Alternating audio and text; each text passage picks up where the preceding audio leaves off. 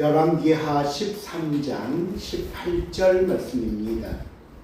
구약성경 584페이지입니다. 열왕기하 13장 18절 말씀 제가 봉독해 드립니다. 또 이르되 화살을 집으소서. 곧 집음에 엘리사가 또 이스라엘 왕에게 이르되 땅을 치소서 하는지라. 이에 3번 치고 그친지라. 아멘.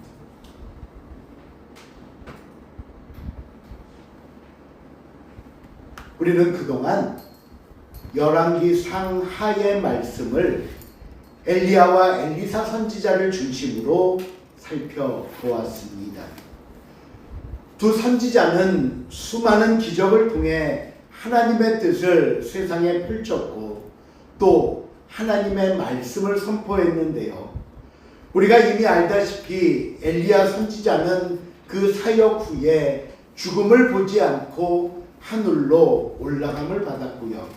오늘은 엘리사 선지자의 마지막 모습을 우리에게 보여주고 있습니다.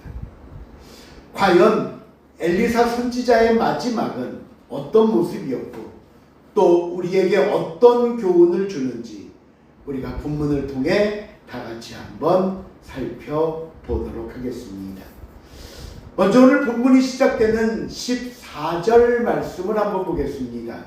엘리사가 죽을 병이 시작. 엘리사가 죽을 병이 들매 이스라엘 왕 요아스가 그에게로 내려와 자기 얼굴에 눈물을 흘리며 이르되 내 아버지여 내 아버지여 이스라엘의 공고와 아벨이여. 우리는 이 말씀을 통해 먼저 현재 엘리사의 상황을 만나볼 수 있게 되는데 그가 어떻게 됐다고요? 죽을 병이 들었다라고 설명합니다. 우리는 그동안 엘리사가 베풀었던 수많은 기적을 보았습니다. 그 가운데는 죽은 아들을 살리는 기적도 있었습니다. 그런데 그런 선지자가 다른 사람은 살리면서 정작 자신은 죽을 병에 걸려 생을 마감하고 있다는 이 설명이 참 아이러니하게 들리기도 합니다. 하지만 여러분, 우리가 이 엘리사의 죽음을 두고 기억해야 할 것이 있습니다. 엘리사 선지자는요, 자신의 이런 죽음을 앞두고 아니 왜 벌써 조금 더 사용하시지 하는 어떤 아쉬움이나 또는 다른 모습으로도 아니고 자기 스승은 죽음을 보지 않고 갔는데 자기는 다른 죽음도 아닌 병에 걸려 죽어가는 자신을 보면서 하나님을 원망하지도 않았습니다. 오히려 선지자는 끝까지 자기에게 주어진 사명을 감당하고 완수하는 모습을 본문을 통해 우리에게 보여주고 있다는 겁니다. 다시 조금 전에 읽었던 본문 14절 말씀으로 돌아가 보십시오. 거기 보니까 엘리사가 죽게 되었다는 설명에 이어서 어떤 말씀이 나오는지 다시 한번 볼까요? 거기 이스라엘의 왕 시작.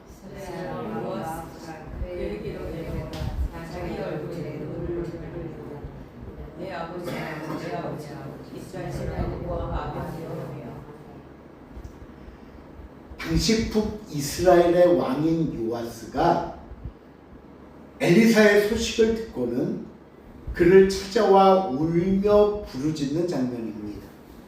우리가 이 장면만 딱 놓고 보면 역시 이 왕이 선지자의 죽음을 안타까워하면서 애타게 슬퍼하는구나 라고 생각할 수 있는데 사실 그 내면에 담긴 왕의 마음은 달랐습니다. 왜 우리가 예전에도 한번 보았지만 지금 이 이스라엘의 상황, 특히 아람 나라 앞에서 이스라엘의 상황을 잘 설명해 줬던 말씀이 어디냐 하면 열왕기하 13장 7절에 있었는데요. 거기 7절에 보면 이런 말씀이 있었습니다. 아람 왕이 여호아스의 백성을 멸절하여 타작마당에 티끌같이 되게 했다. 당시 이스라엘의 상황을 뭐에 비유했다고요? 멸절당해 타작마당의 티끌같이 되었다라고 했다는 거예요. 이 타작마당의 티끌이 뭔지 여러분 아시잖아요. 그렇죠? 추수해서 이렇게 타작을 할 때 곡식을 떨고 남은 아무 쓸모없는 먼지 같은 것, 발에 밟히고 바람에 날려가는 존재, 이게 티끌입니다. 오늘 요아스 왕은 이런 비참한 현실 속에서 그나마 나라를 지탱했던 방어막이었던 엘리사가 병들어 죽게 되었다 하니 눈앞이 깜깜했던 겁니다. 그러면서 엘리사를 찾아와 울며 뭐라고 외치는데, 보십시오. 오늘 본문을 다시 한번 가보시면, 다시 한번 볼까요? 내 아버지여, 시작. 내 아버지여 내 아버지여 이스라엘의 병거와 마병이여. 예. 내 아버지여 내 아버지여 이스라엘의 병거와 마병이여. 여러분, 이 외침 어디서 들어본 적 있으세요? 누가 누구를 향해 내 아버지여 내 아버지여 이스라엘의 병거와 마병이여. 엘리야가 승천할 때 엘리사가 엘리야를 향해 부르짖었던 내용입니다.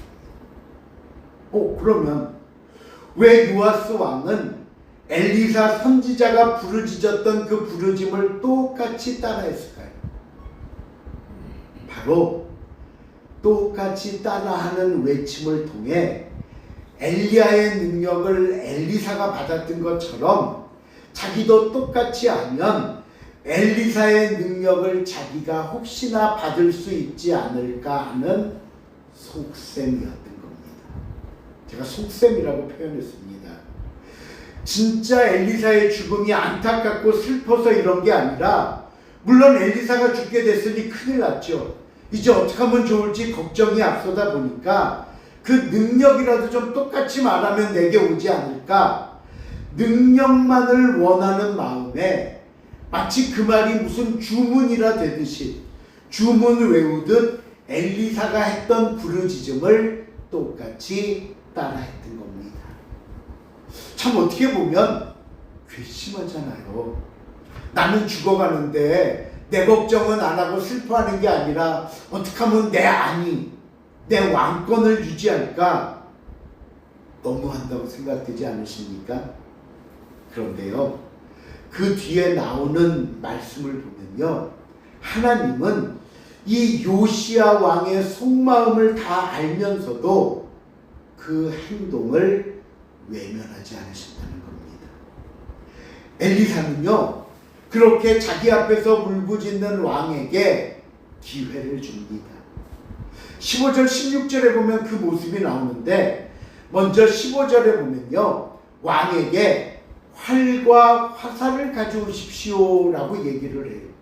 그러자 왕이 그것을 가져오니까 당신의 손으로 활을 잡으라 말하고는 엘리사가, 그러니까 이렇게 활을 잡을 거 아니에요. 그러니까 엘리사가 그 왕의 손에 자신의 손을 이렇게 덮어줍니다.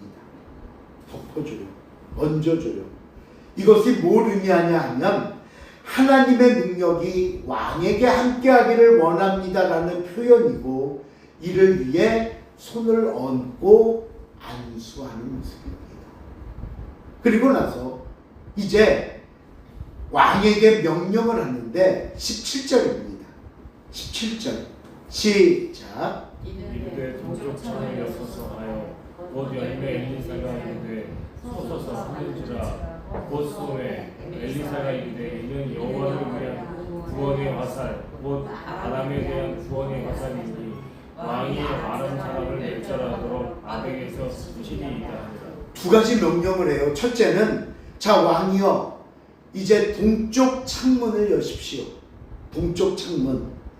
이 당시 동쪽은 무슨 의미냐 하면 아람 나라가 지배하고 있던 아람 땅이 있는 곳입니다. 요단 동편. 다시 말하면 이스라엘이 아람과의 전쟁에서 패하고 난 뒤에 빼앗긴 패배와 아픔과 수치가 묻어있는 땅입니다. 그쪽으로 난 창을 열어라. 열어라. 그 다음 두 번째 명령은 자, 이제 왕이 잡고 있는 활로 그 화살을 동쪽을 향해 쏘십시오. 동쪽을 향해. 그리고 왕이 그 명령에 순종해서 창문을 연 동쪽을 향해 활을 쏘자 선지자가 뭐라고 선포하는지 보십시오. 이는 여호와를 위한 구원의 화살이다. 하나님께서 아람에게서 구원하시겠다는 증거의 화살이다.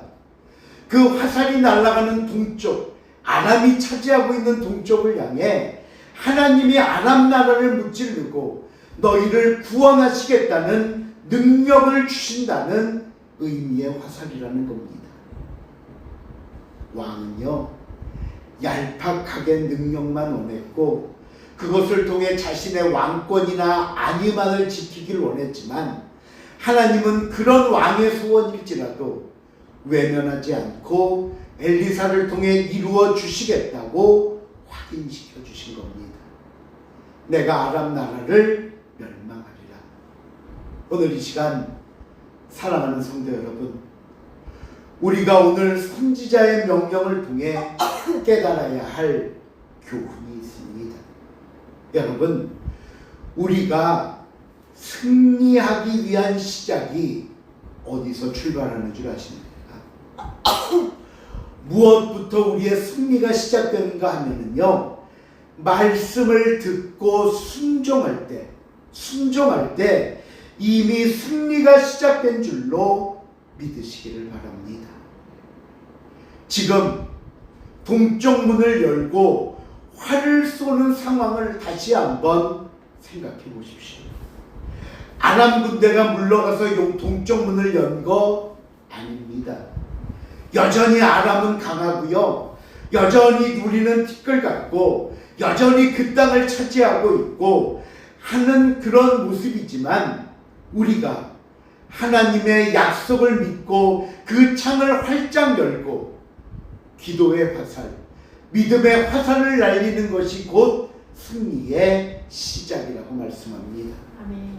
그 창을 향해, 우리의 그 적진을 향해 하나님의 말씀을 선포하고 하나님의 능력을 선포하는 것이 바로 승리인 것입니다. 아멘.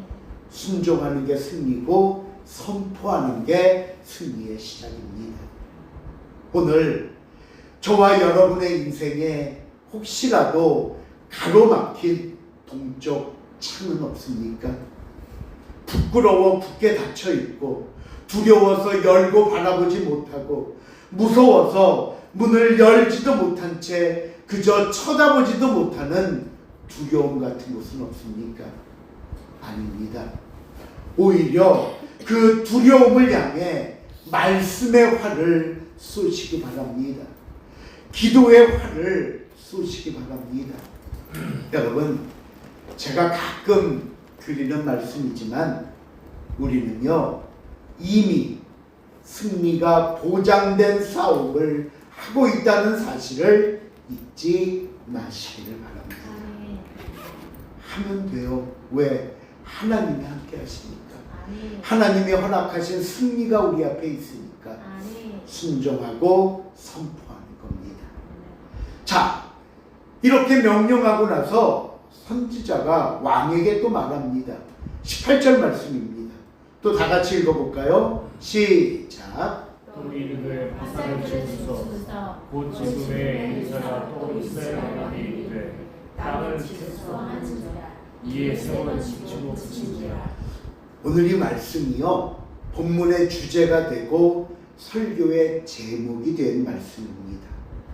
선지자는요, 이제 쏘고 나서 남은 그 화살을 잡으소서라고 말합니다. 그러자 잡고 땅을 치라고 말하자 왕이 몇 번 땅을 쳤다고요? 3번 칩니다. 근데 이 모습을 본 선지자가 아주 크게 화를 내면서 소리칩니다. 이어지는 19절 시작. 하나님의 사람이 노하여 이르되 왕이 되어서 저주를 것입니다. 그리하였더라면 왕이 아람을 진멸하기까지 쳤으리이다. 그런즉 이제는 왕이 아람을 3번만 치리이다. 아니 왕이시여, 왜 3번만 쳐요? 적어도 5-6번은 쳤어야지. 만일 왕이 5-6번 쳤다면 아람을 진멸하기까지 5-6번 속에 승리를 거둘 텐데 3번만 쳤으니 몇 번만 이길 거다? 3번만 이길 거다. 근데 저는요, 여기서 이 선지자가 화를 냈다는 걸 보면서 좀 이해가 안 갔어요. 왜냐하면 그 횟수가 그렇게 중요했으면 왜 치라고 하는지 얘기라도 해주든가. 왕이시여, 많이 칠수록 좋습니다. 뭔가 좀 귀뜸이라도 해주지. 그저 아무 설명 없이 치십시오라고 하고선 3번 쳤다고 화를 내는 게 과연 옳은가 말입니다. 그쵸? 그쵸? 응. 하지만 여기서 우리가 알아야 할 게 있습니다. 그게 뭐냐면요, 첫 번째, 그럼 왕은 왜 3번 쳤을까? 아니, 1번 칠 수도 있고 2번도 있고 4번도 5번도 있잖아요. 근데 왜 3번 쳤냐는 거예요. 3번. 그 이유는 뭐냐면요, 유대 관습에 이 3번이라는 것은요, 어떤 일을 확정하기 위한 이미 충분한 숫자로 여겨왔습니다. 즉 3번 정도 했으면 충분하다고 여겼다는 거예요. 3번 정도. 글쎄 이 비유가 맞는지 모르지만 우리도 어떤 일 결정할 때 그래 3세판이야 해서 3판 중 2번 이겨 최소한, 더 나가면 5판 7판도 있지만, 그런 식으로 그들은 그냥 3번이면 일단 충분히 했다고 여긴 겁니다. 왕은 처음부터 믿음으로 외치고 받은 게 아니라고 했잖아요. 그러니 선지자가 시키니까 그냥 상식선에서, 또 선지자가 시켰는데 안 할 수는 없으니 하긴 해야지. 그래, 하는 척이라도 하자. 그럼 몇 번을 쳐야 돼? 최소한 3번이면 충분하니까 나도 3번 치면 되겠지 라고 한 겁니다. 여러분, 한번 생각해 보십시오. 엘리사가 죽게 된 마당, 죽어가잖아요.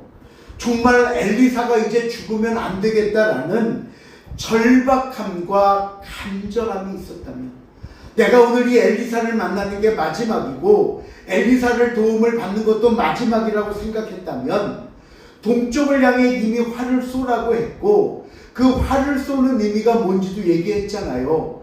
그 화살이 날아가듯 아람 나라를 멸망할 것이다. 이렇게 아람을 물리치리라는 말씀까지 들었다면 더욱 힘을 얻었어요. 그렇죠? 더욱 간절하고 강력한 믿음의 행동을 했어야죠. 그것도 우리가 앞에서 봤듯이 이스라엘 상황이 타작마당의 티끌처럼 된 상황인데 뭘 주저하고 뭘 마다하고 무슨 체면을 내세우겠습니까? 오히려 화살이 부러질 때까지 치고 또 쳐야죠. 선지자가 화를 낸 건요, 단순히 횟수가 작다는 게 아닙니다. 적다는 게 아닙니다. 죽어가는 선지자 앞에서 나라를 구할 수 있는 그 마지막 기회임에도 불구하고 왕은 믿음도 없이, 확신도 없이, 그 간절함도 없이 형식적이고 미지근한 태도에 선지자는 화가 나고 절망했던 겁니다. 아니, 알려주지도 않았잖아요. 아니요, 하나님이 알려주지 않았다고 핑계대지 마십시오. 하나님은 이미 우리에게 쉬지 말고 무엇하라? 기도하라 말씀하셨잖아요. 쉬지 말고 기도하라. 너는 내게 부르짖으라. 내가 내게 응답하겠고 네가 알지 못하는 크고 은밀한 일을 내게 보이겠다고 말씀하셨지 않습니까? 이미 말씀했는데 알려주지 않았다고요? 아니에요. 또 왜 간절함이 없다고 탓하느냐? 아니요, 원망하지 마십시오. 신약 성경에 보니까요, 수로보니게 여인이 예수님 앞에 핀잔 듣는 장면이 나옵니다. 내 아들을 고쳐주십시오. 그랬더니 나는 저 이방인 개 같은 사람들한테 보냄을 받지 않았다. 뭐 조롱하고 멸시를 하잖아요. 그러니까 여인이 뭐라고요? 맞습니다. 하지만 개도 주인 상에 떨어지는 부스러기를 먹지 않습니까? 그 부스러기라도 좀 베풀어 주시옵소서. 자존심을 버리고 매달리지 않았습니까? 소경 바디메오는요, 예수님이 지나갈 때 나를 좀 봐주십시오 소리칩니다. 그러자 주변 사람들이 시끄러워 좀 조용히 해 잠잠하라고 핀잔을 주자 더 크게 소리질렀습니다. 간절함이 응답과 축복을 받아낸다는 사실을 우리는 이미 알고 있는 겁니다. 때로는요, 언제 제가 가장 안타까운 마음을 갖는 줄 아십니까?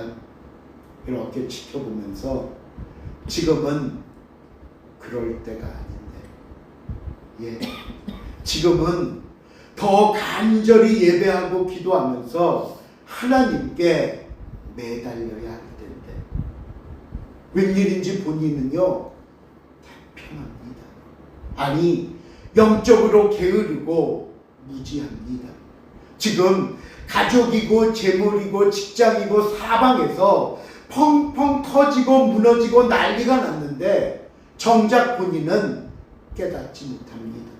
마치 배가 풍랑에 파손되어 가는데 그 배 밑창에 잠이 든 요나와 같으라는 겁니다.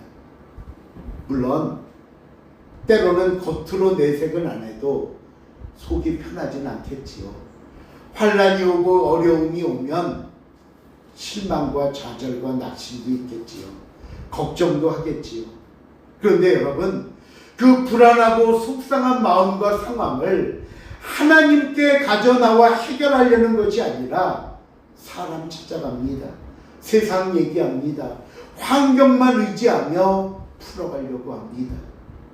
그러다 안 되면요, 또 원망하고 불평하고 좌절하고 낙심합니다. 아니, 그러기만 하면 상관없는데 하나님께 화를 내요. 아니, 생각해 보세요. 하나님이 명령하신 것, 하나님이 말씀하신 건 하나도 순종하지 않고 지키지 않으면서 왜 결과는 하나님을 탓합니까? 순종하지 않은 내 탓이지. 이렇게 신앙생활하고 이렇게 살더라는 겁니다. 하나님은 오늘 우리에게 말씀합니다. 땅을 쳐라. 네 기도의 화살이 닿을 때까지, 하나님의 응답이 임할 때까지 포기하지 말고 쳐라. 대충의 순종은 대충의 승리밖에 가져오지 못합니다. 완전한 승리는 끝까지 치는 겁니다. 간절한 마음으로 하나님을 붙잡고 순종하는 겁니다. 말씀을 맺습니다. 사랑하는 성도 여러분, 지금 당장 동쪽 창을 여시기를 바랍니다. 그 창을 바라보면서 두려워하지 말고 기도로 시작하십시오. 하나님의 말씀에 순종함으로 출발하십시오. 그리고 하나님을 힘입어 선포하십시오. 간절함으로 부르짖고 신앙의 끈기로 붙잡으십시오. 이를 통해 저와 여러분에게 베푸실 하나님의 승리와 하나님의 축복을 기대하며 온전히 받아 누리는 저와 여러분이 될 수 있기를 다시 한번 주님의 이름으로 부탁을 드립니다. 기도하시겠습니다. 사랑의 하나님, 감사합니다. 오늘도 우리에게 주신 귀한 말씀을 통해 끝까지, 처음부터 마지막 시간까지 오직 그 말씀에 순종해서 믿음의 선포만이 우리가 살 수 있음을 다시 한번 깨닫습니다. 우리의 동쪽 문을 열게 하시고 그곳을 향해 기도의 화살을 믿음의 화살을 쏘며 그 화살로 땅을 내려쳐서 해결되며 풀어지며 승리하는 복되고 귀한 삶이 되게 하여 주시옵소서. 감사드리오며 예수님의 이름으로 기도하옵나이다. 아멘.